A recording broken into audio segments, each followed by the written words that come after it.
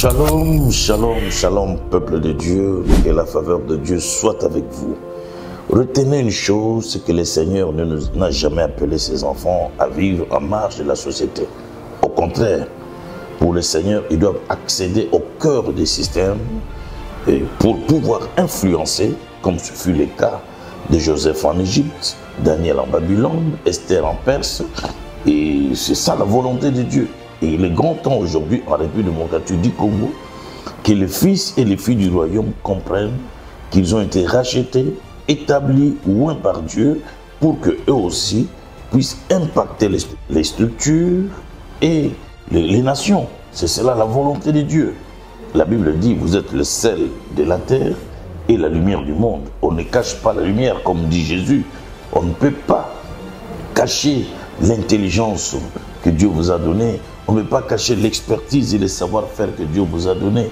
Vous êtes le sel de la terre et la lumière du monde. Vous êtes des porteurs de lumière. Soyez comme Joseph, porteur de lumière dans la maison de Potiphar, porteur de lumière dans toute l'Égypte. Comme Esther, porteuse de lumière en Perse. Vous devez le faire. Ici, il ne s'agit pas de fuir la corruption, mais les enfants de lumière combattent la corruption par la vérité.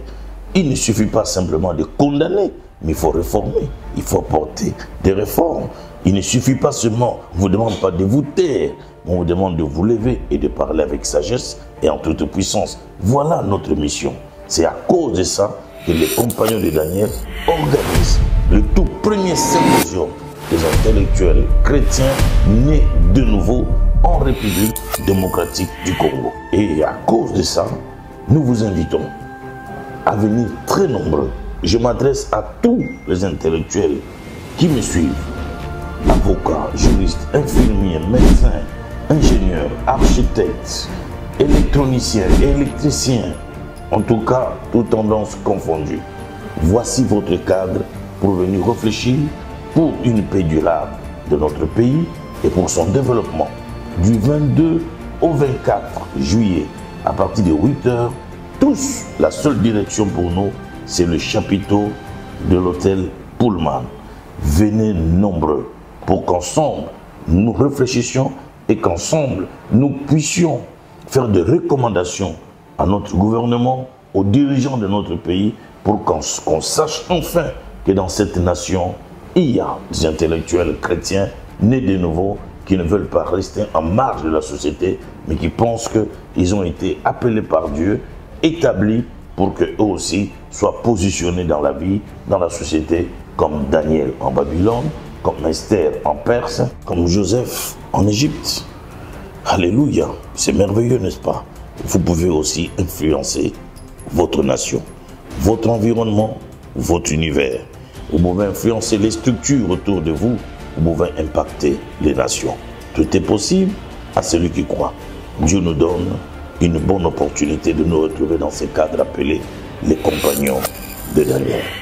Que mon Dieu vous bénisse, qu'il bénisse vos vies, qu'il bénisse vos familles, qu'il bénisse vos rêves, qu'il bénisse vos entreprises et qu'il bénisse tout ce que vous faites. La nation, c'est notre priorité. La nation, c'est notre passion. La nation, c'est notre héritage. Vive la République! Un bureau d'inscription physique est ouvert au 12e rue limitée avenue Gerberasse numéro 668 à Kinshasa. Bienvenue sur le site de Codan, les compagnons de Daniel.